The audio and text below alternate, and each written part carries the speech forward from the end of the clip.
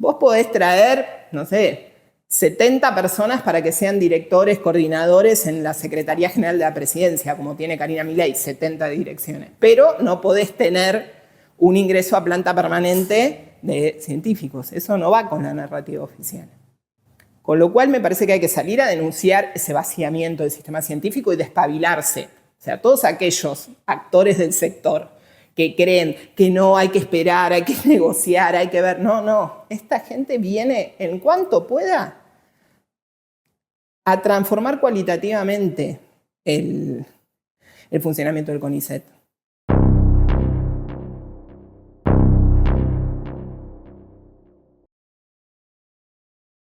Ana, la frase que voy a decir puede sonar prejuiciosa, pero es: dime de dónde vienes y te diré hacia dónde vas. Es un poco prejuiciosa, pero es lo que se me ocurrió leyendo tu trabajo sobre la procedencia de muchos de los funcionarios del gobierno de Javier Milei en términos de su pertenencia a empresas y a asociaciones empresarias. ¿Vos dirías que este es un gobierno de CEOs? Yo creo que esa definición taxativa no la daría, esa se la dimos claramente al gabinete de Macri. ¿Por qué? Porque en el gobierno de Milei no hubo una decisión por parte del presidente explícita de reivindicar que él iba a configurar su gabinete como un gabinete de CEOs. Lo que sí hay es un montón de funcionarios, 55 funcionarios, que tienen participaciones, 182 participaciones en sociedades comerciales. Y eso nos da cuenta de que hay una imbricación muy fuerte con el sector privado en los hombres y mujeres que eligió Milei o que eligieron los ministros de Milei.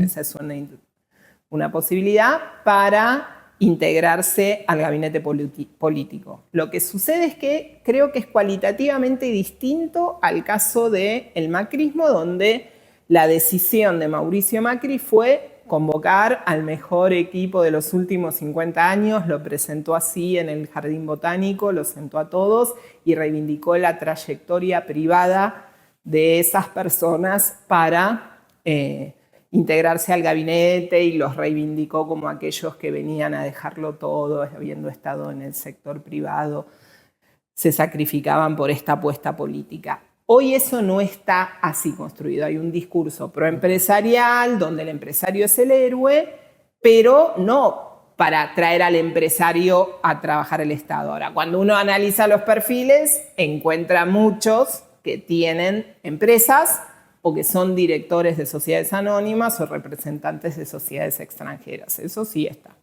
Ana, ¿cómo trabajaron en el CITRA metodológicamente para obtener esta información? Primero se cruzaron dos bases de datos. Eso es un trabajo muy arduo porque las bases de datos abiertos son tramposas porque están disponibles, pero están de tal forma construidas que si no tenés mucha capacidad de trabajo y de paciencia, no las podés hacer operativas, ¿no? Porque, por ejemplo, las bases de la Inspección General de Justicia, que son unas de las que nosotros tomamos para las sociedades comerciales y las asociaciones civiles, la persona está identificada con un quill, claro, y la empresa está identificada con un código, no con un nombre. Y después, en otra base, vos tenés el código y la empresa. Entonces, ahí hay que hacer un primer macheo de dos bases para que vos sepas a qué código corresponde a qué empresa corresponde ese código. Tenés que entrecruzar los datos. Tenés que primero ponerlos en un formato amigable dentro de un Excel. Después mecharlos. Y después esa base se mecha con otra base que tampoco es muy amigable, pero que está un poco mejor, que es la BIME, la base integral de mapa del Estado, donde están todos los funcionarios. Entonces, cuando vos, los funcionarios políticos, ¿no? El subsecretario para arriba, pues cuando vos juntas esas dos cosas, ahí, chequeando bien por el número de quill, nunca por el nombre, ¿no? Porque hay que asegurarse de que no haya un homónimo, vos encontrás la cantidad de participaciones que tienen y en qué tipo de empresas. Después eso se va haciendo distintos cortes, ¿no? Por tipo de empresa, por tipo de asociación civil, por sector de actividad. Eso no viene, lo tenemos que construir nosotros. no te diría que es una metodología compleja, porque en definitiva son cruces de datos de bases públicas, cruces relativamente simples, acá no hay nada de regresión, nada, son medidas estadísticas descriptivas, pero que requieren mucho trabajo. Esa es la primera parte. Una vez que los tenés, en nuestro caso, lo que seguimos haciendo, y por eso ahora viene el segundo informe, es reconstruir las trayectorias educativas, sociolaborales, de participación social y política, además de participación en sociedades comerciales, de los funcionarios. De estos 55 que encontraron que tienen participación en 180 y pico de sociedades. No, en este caso es de todo lo que vamos a hacer en este informe, lo que hicimos para este siguiente informe es de todos los funcionarios del gabinete de Milei. De todos. ¿Y qué encontraron? Bueno, persiste una preferencia que no está explicitada, pero que en los hechos está demostrada, y es así, que hay entre los ministros, los 13 ministros que tuvo Milei en su primer año de gestión, hay 8 casos directos de participación en empresas privadas, vienen del mundo corporativo, de hecho 5 de ellos son puro sector privado, digamos, no tienen ninguna experiencia en el sector público, y otros 2 tienen experiencia en el sector público, pero en el poder legislativo y en el poder judicial, no en el poder ejecutivo. O sea, yo te diría que es un gabinete formado, porque todos tienen títulos de grado, y casi todos lo tienen en correspondencia con el área que gestionan, pero sin experiencia previa. Salvo 3 ministros que fueron ministros en gestiones de Macri y 2 que fueron en gestiones de Duhalde, el resto no tuvieron ninguna experiencia de gestión equivalente. Y después, entre los funcionarios de la presidencia, por ejemplo, encontrás un montón de casos de ex funcionarios de segunda o tercera línea del gobierno de Macri, que están muy cerca del presidente porque están en su ámbito más cercano, en su primer anillo, digamos, de poder, que es el de las secretarías de presidencia, que por otra parte se incrementaron muchísimo en este primer año. O sea, todo se achica menos las áreas de gestión del presidente. Ahí hay cosas bastante inéditas. Y también hay muchos de esos funcionarios, tanto de presidencia como de los ministros, que tienen participaciones en sociedades comerciales. O sea, el entrecruzamiento en el sector privado y el sector público está. Y en algunos casos, como viste en el informe, es elocuente que el secretario de Minería sea una persona que tenga 37 participaciones en sociedades comerciales, de las cuales 6 son mineras de capital extranjero, que están radicadas en el exterior. Bueno, nosotros nos abre la pregunta obligada sobre los conflictos de intereses que se pueden dar. ¿Y qué se responden cuando abren esa pregunta? Que necesitamos sí o sí un cambio en la ley de ética pública para evitar que estas situaciones se den.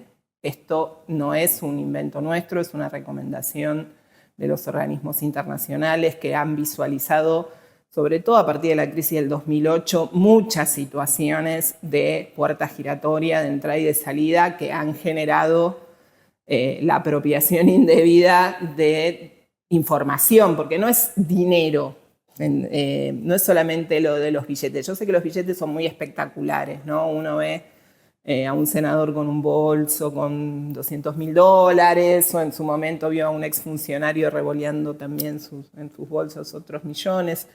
No es...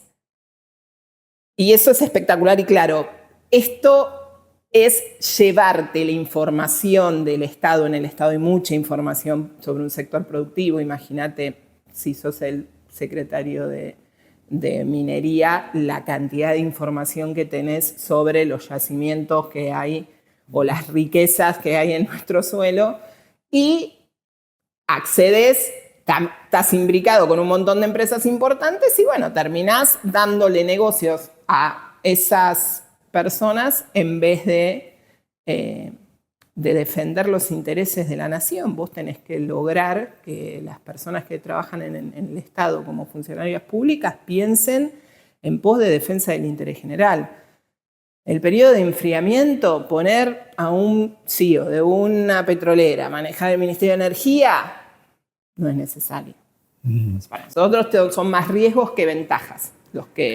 Eso es lo que se llama puerta giratoria y que genera la posibilidad de conflicto de intereses. Conflictos de intereses que son potenciales siempre en el caso de que haya esta puerta giratoria, y a veces son explícitos, se dan, concretamente los tenés, y la Oficina Anticorrupción debería velar para frenarlos. Como la Oficina Anticorrupción también depende de la Presidencia de la Nación, eso es una situación bastante más complicada, y porque después la Ley de Ética Pública no te impide, no dice nada, no regula nada sobre la puerta giratoria de entrada. Antes lo hacía, en su primera versión, y en la época Cavallo en el 2001 el que modificó ese artículo.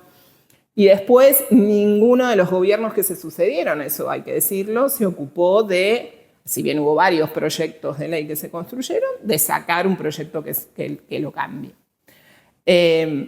Pero más allá de la cuestión jurídica, es algo de comprender en el sentido común que la riqueza en el sector público que tiene que ver con el conocimiento, con la información, con las bases de datos, tiene que estar realmente protegida de los intereses privados de toda índole. Entonces, hay que construir todos los dispositivos necesarios y las salvaguardas necesarias para que los funcionarios públicos tomen las decisiones que consideren necesarias en el área de competencia sin estar tan fácilmente vinculados de antes o vinculados después, porque muchas veces opera esta especie de soborno diferido, ¿no?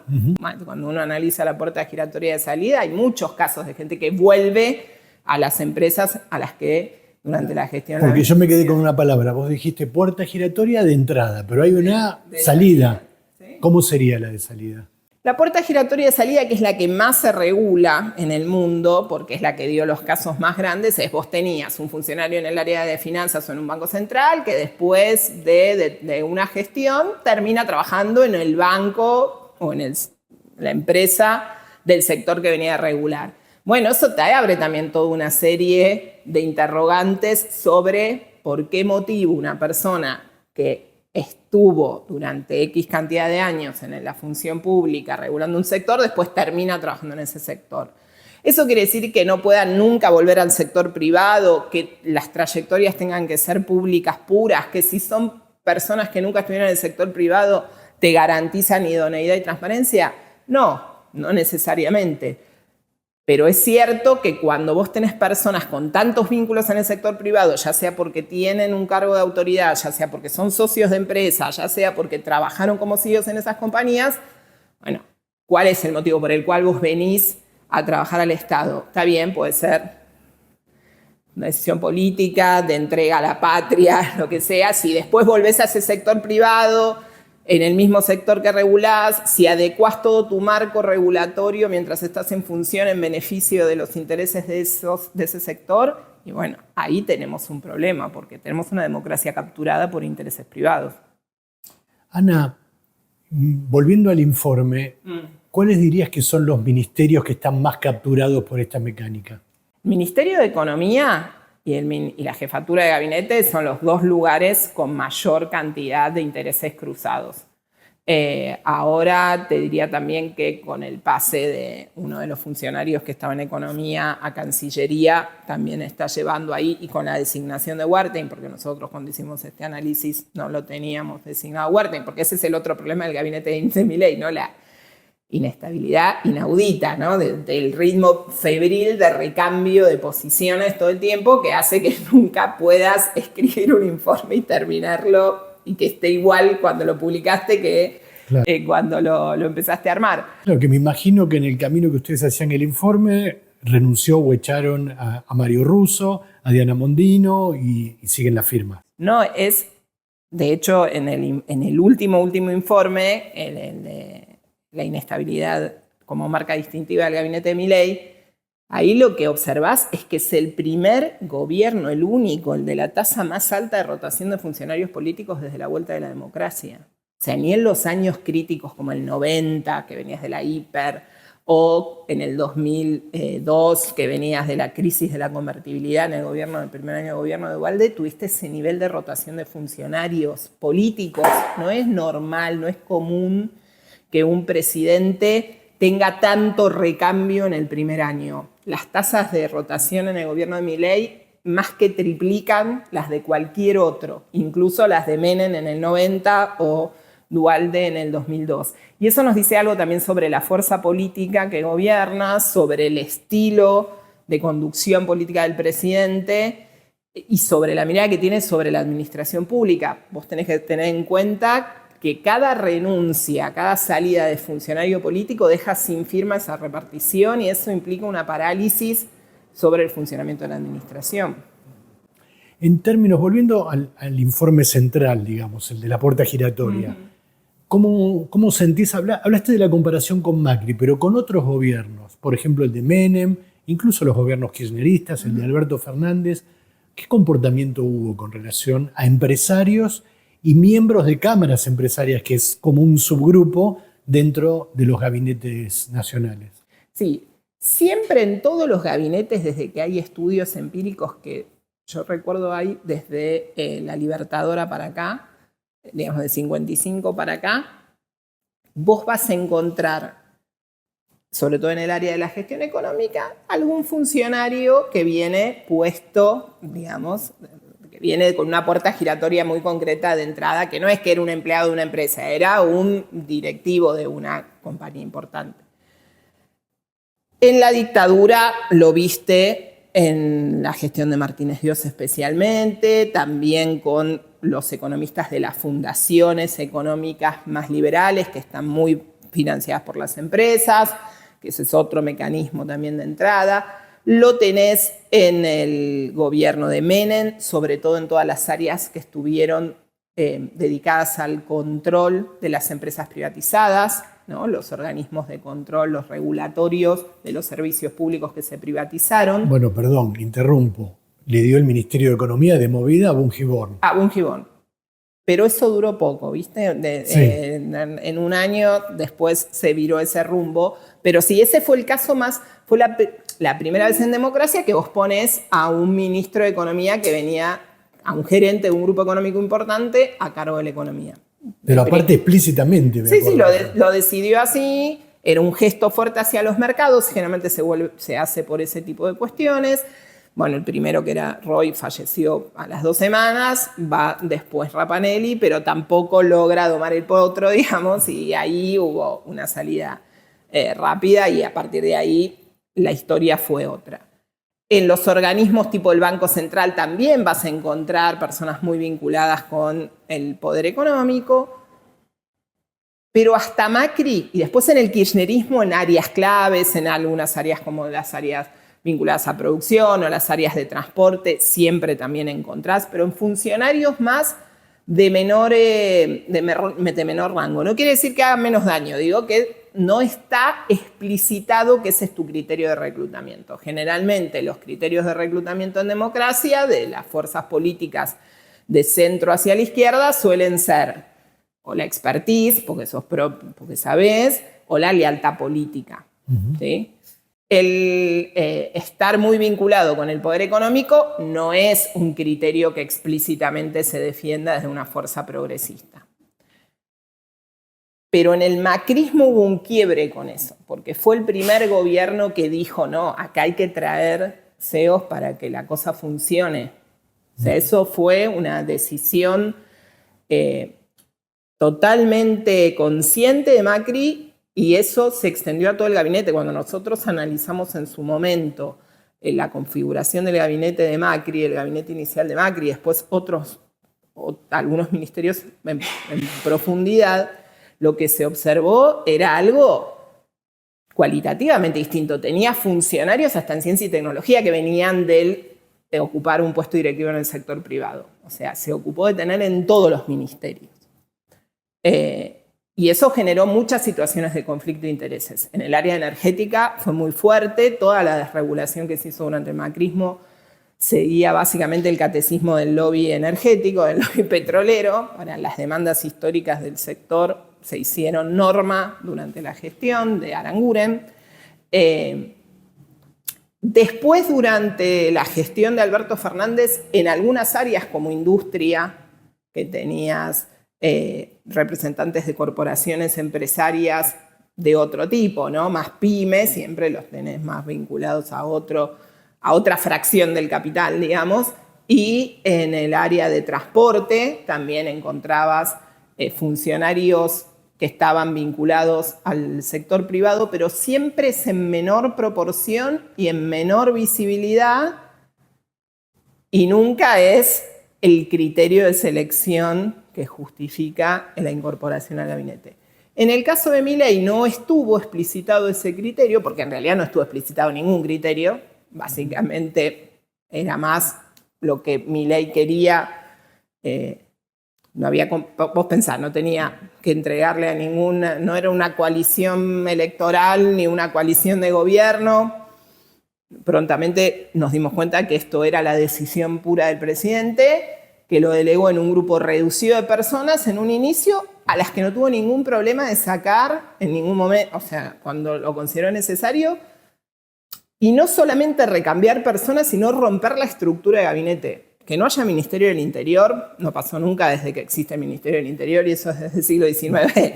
O sea, Milei, como no podía romper la jefatura de gabinete, porque la jefatura de gabinete está por constitución, y lo echó a Pose, bueno, lo puso a Francos en la jefatura y le dijo, bueno, Interior adentro de jefatura también. Eso no obedece a ninguna lógica. O sea, no hay lógica de administración pública o de gestión pública que te diga el Ministerio del Interior tiene que estar dentro de la jefatura, porque la jefatura se ocupa de la relación con los otros poderes del Estado y de la coordinación hacia adentro de la administración pública, no de la relación con las provincias. Ana, ¿cómo funciona esto en el mundo? Bueno, en el mundo, mira, ni me voy a los países centrales, me voy a los países iberoamericanos. Hay una ventaja con respecto a nosotros, que es cierta estabilidad de las estructuras de la administración pública. Vos no creás y descreás por decreto ministerios en otros países. No lo haces en Uruguay, no lo haces en Chile, no lo haces en Paraguay. No me tengo que ir a Europa para decir que no hay tanta capacidad del poder presidencial para hacer y deshacer a su antojo con respecto a la estructura de gabinete.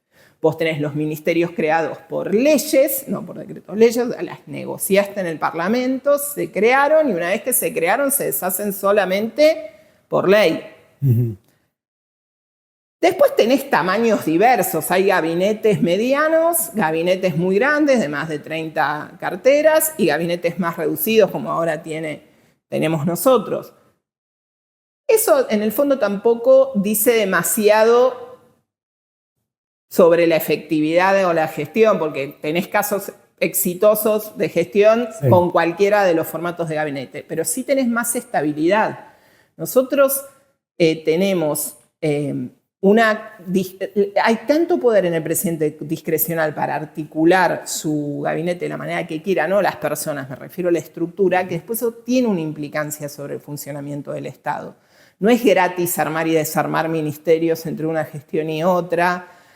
No solamente me refiero a una cuestión del trabajo que lleva en términos normativos, sino que vos tenés equipos que los vas rompiendo, los vas perdiendo, se van desperdigando en la administración, se rompen capacidades estatales. Ana, vos fuiste secretaria de Empleo durante 4 años. Sí. ¿Qué se ve cuando uno mira de cerca la composición del empleo público en la Argentina? Del empleo público, yo tenía a mi cargo nada más el empleo público de la Administración Pública Nacional, no todo el empleo público en la Argentina, que es bastante más grande. Yo tenía aproximadamente 400.000 personas en ese momento, que eran 200.000 de la Administración, más 200.000 de las Fuerzas Armadas y de Seguridad. Esos más o menos no están puestos en discusión.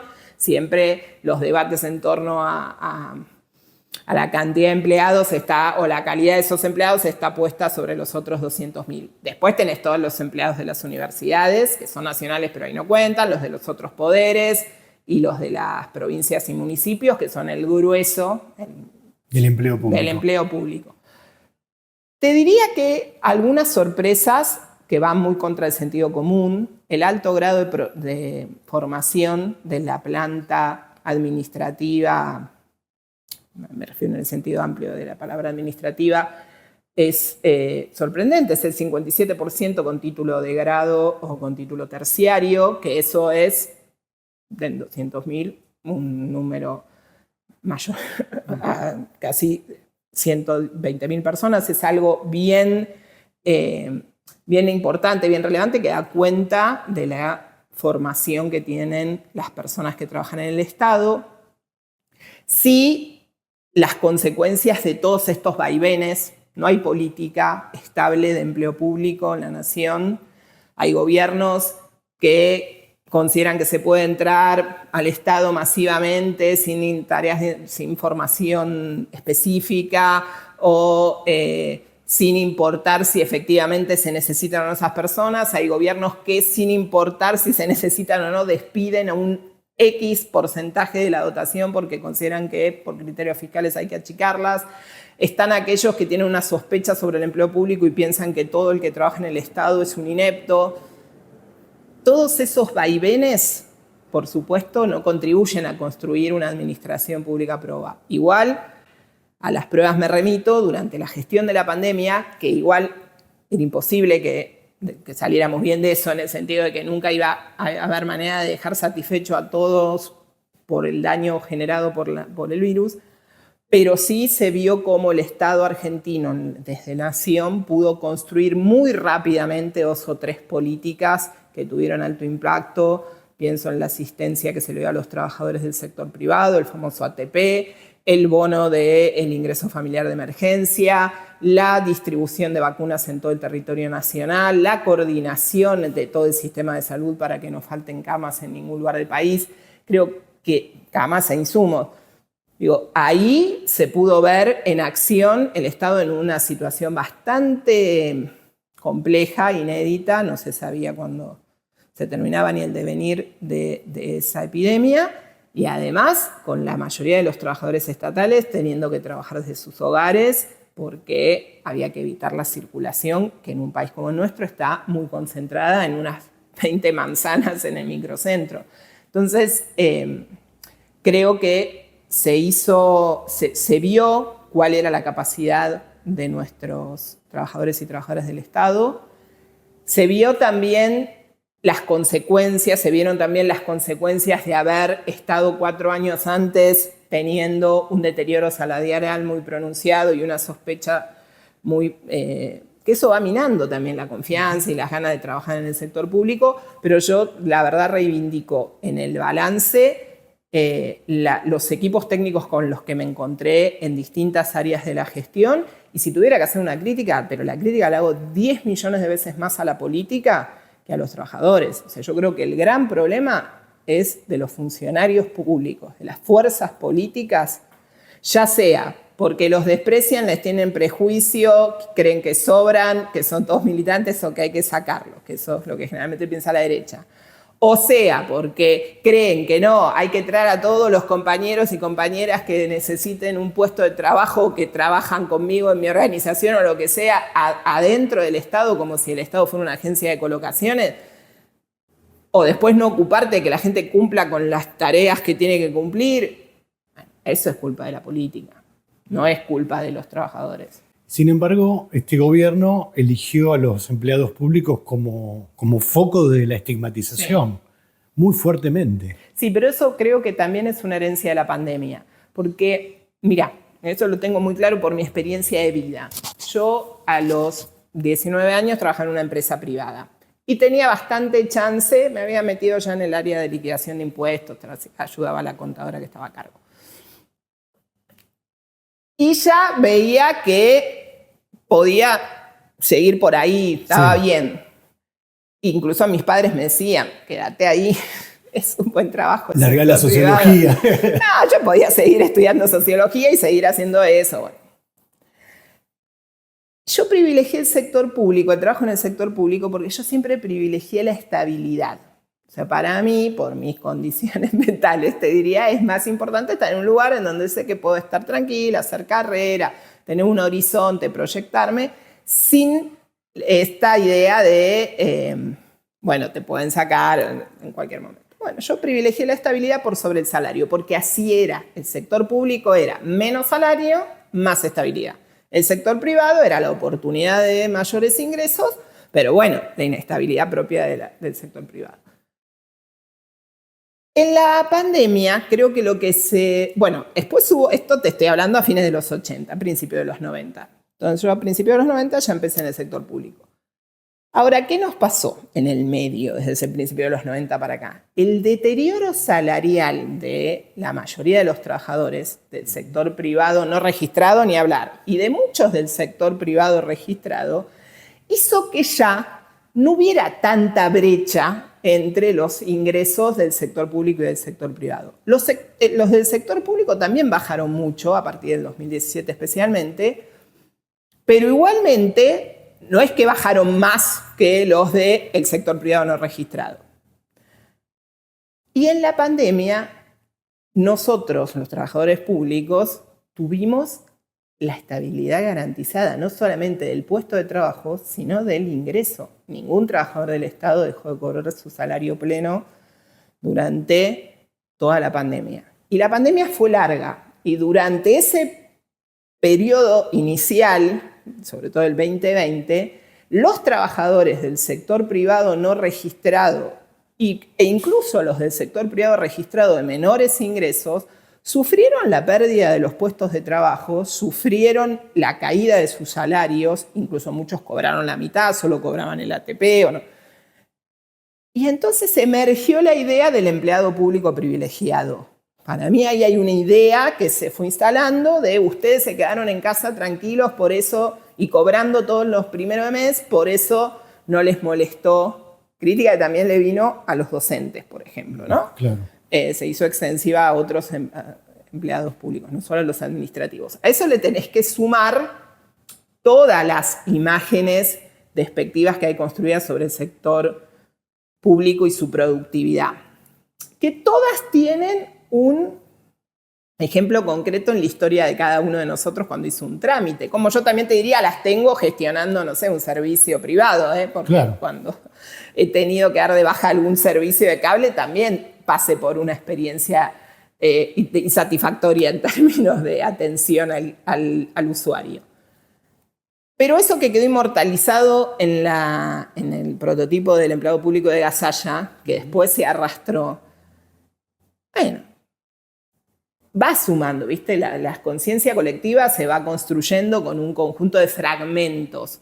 Eso era tal vez una experiencia con un empleado municipal o con un empleado provincial o con un empleado de nación puntual, pero nunca eso te define el conjunto de los empleados públicos y mucho menos los de nación, porque insisto, el 57% son personas muy formadas, no tiene nada que ver con la empleada de Gasalla. Pero bueno, te quedó eso en la cabeza, te ayudan las narrativas a buscar también ese culpable. Yo creo que ahí Milei tuvo una construcción muy clara de cuál era el problema y cuáles eran los responsables del problema y contra quiénes había que ir. Y eso también en parte explica cierta aceptación por parte de la ciudadanía actualmente, a pesar de estar pasándola muy mal, porque la mayoría la pasa muy mal, está peor económicamente que antes, pero que siente que por lo menos el rayo disciplinador de Milei funciona y a estos que antes cortaban la calle o a estos que antes tenían el trabajo garantizado, que acá elegí al que quieras, les aplica su castigo. ¿Va a durar? No, no va a durar, porque la realidad se va a imponer, la realidad cotidiana, y si vos no tenés una mejora en los ingresos, esto tiene patas cortas. O sea, acá lo que nosotros tenemos que entender también, pienso desde el campo popular, de una fuerza política nacional y popular, es que el deterioro de los ingresos de la clase trabajadora que se viene dando sin pausa, con matices, pero sin pausa, desde 2011-12 para acá, y bueno, eso no es gratis. Eso tiene consecuencias. Y la responsabilidad de eso no es del que está apenas un poquito mejor que yo. Claro. Lo que no estamos viendo es cuántos, para volver a embanar con el principio de la conversación, de nuestros representantes del poder económico tienen que ver con el hecho de que vos vivas cada vez peor. Pero la operación maravillosa de la élite económica, la más maravillosa de todos en este mundo y en este país y en el resto del mundo, es convencer a la ciudadanía que la responsabilidad del malestar que tiene es de la política, pura y exclusivamente de la política. Ellos no tienen nada que ver. Que el mundo hace 50 años distribuya peor el ingreso, tenga concentraciones de riqueza abismales, que se haya reventado la posibilidad, erosionado el estado de bienestar y la gente viva peor, eso es pura y exclusiva responsabilidad de la política en el discurso oficial. Y eso beneficia directamente a la élite económica, porque los que realmente están ganando con ese proceso de decadencia de las condiciones materiales de vida de las personas, de los trabajadores, de las mayorías, son ellos que se apropian cada vez más de una fracción de la riqueza que generamos todos nosotros con nuestro trabajo. Y hablando de sectores estigmatizados, vos sos doctora en ciencias sociales. Sí. Los cientistas sociales están en el foco de la furia, de la tormenta de Milei y de los trolls libertarios. ¿Cómo lo vivís? ¿Por qué pensás que pasa eso? Bueno, eso ya tuvo un antecedente porque eso se inició en el macrismo. Hasta el macrismo nadie se metía con los científicos, con el CONICET. Siempre teníamos buena prensa, digamos, los profesores universitarios. ¿Por qué? Bueno, porque los que habían pasado por las aulas universitarias y se habían topado con profesores universitarios que eran del campo científico, no habían tenido una mala experiencia como para decir acá está lleno de gente que mala. El macrismo empezó con cuestiones vinculadas a la ideología, que las ciencias sociales, a discutir el estatus científico de las ciencias sociales, a discutir cosas que pueden ser discutidas, ¿no? ¿Qué política científica querés tener en un país como el nuestro? ¿Cuántos científicos deben ingresar a la carrera de investigador por año? ¿Cuántos becarios? Pero la campaña de meterse en el CIGEVA a buscar, en la página de CONICET, perdón, a buscar los títulos de los papers o libros, lo que sea, de los investigadores y ridiculizar y decir esto no sirve para nada y con el dinero de mis impuestos están haciendo esto, arrancó con la gestión de Macri. Uh-huh. Sobre esa base se siguió construyendo esta idea y también sobre una discusión que hay dentro del campo científico entre las distintas ciencias, que a veces se saldó mejor y a veces peor, entre cómo se distribuyen recursos que siempre son escasos. Hoy esto no es una discusión como durante la gestión macrista. En la gestión macrista nosotros tuvimos deterioro de los salarios como todo el sector público, tuvimos reducción de los ingresos a carrera, reducción de las becas menos, pero también, y tuvimos reorientación de los ingresos hacia temas estratégicos. Uh-huh. Hoy no estamos discutiendo eso. Hoy estamos viendo la parálisis absoluta del sistema científico. Esto, lo que más me preocupa no es la estigmatización, porque esa ya estaba, y bueno, sí me preocupa tanto como antes. Lo que cualitativamente está haciendo este gobierno hoy es paralizar el sistema científico, porque yo estoy convencida de que van por el CONICET, o sea, como van por un montón de descentralizados. O sea, yo tengo muy claro cuál es la estructura del Estado, porque estuve a cargo de la función pública 4 años, y hasta ahora no la vengo errando, y las herramientas las tiene por la ley bases, el INTA, el INTI, ahora están yendo por SENASA en unas desregulaciones que van a llevar a un achicamiento del SENASA. Entiendo que harán lo mismo con la ANMAT, con el Malbrán y con el CONICET. Y por una sencilla razón, en el CONICET es el lugar que más personas ingresan a la planta permanente. Es el único lugar del Estado en donde todos los años ingresan personas a la planta permanente. No hay otro lugar en donde por concurso todos los años te ingresan personas a la planta permanente. Un problema claro de empleo público. Y es muy visible apenas te ponen el mapa de todos los organismos. ¿Cuál es el único que entra todos los años? CONICET. ¿Qué está pasando? Este año no entró nadie de CONICET. Los que habían concursado y ganado el año pasado no ingresaron este año. Y estamos ahora evaluando los que se presentaron a fin del año pasado. Y obviamente los resultados estarán a principios del año que viene. ¿Y vos crees que van a entrar el año que viene? Yo creo que no van a entrar el año que viene. Todo indica que no, porque todavía no entraron los anteriores. Y porque no me veo al gobierno de Milei diciendo ingresamos 600, 500, 800 a la planta permanente. Vos podés traer, no sé, 70 personas para que sean directores, coordinadores en la Secretaría General de la Presidencia, como tiene Karina Milei, 70 direcciones. Pero no podés tener un ingreso a planta permanente de científicos. Eso no va con la narrativa oficial. Con lo cual me parece que hay que salir a denunciar ese vaciamiento del sistema científico y despabilarse. O sea, todos aquellos actores del sector que creen que no hay que esperar, hay que negociar, hay que ver. No. Esta gente viene en cuanto pueda a transformar cualitativamente el funcionamiento del CONICET. Y no hay que ser cómplices de esa transformación. Eso me parece fundamental. No estamos discutiendo, como en el macrismo, para dónde orientas los ingresos, si vas a tener financiamiento o no. No, acá estás discutiendo si CONICET va a seguir existiendo o no va a seguir existiendo.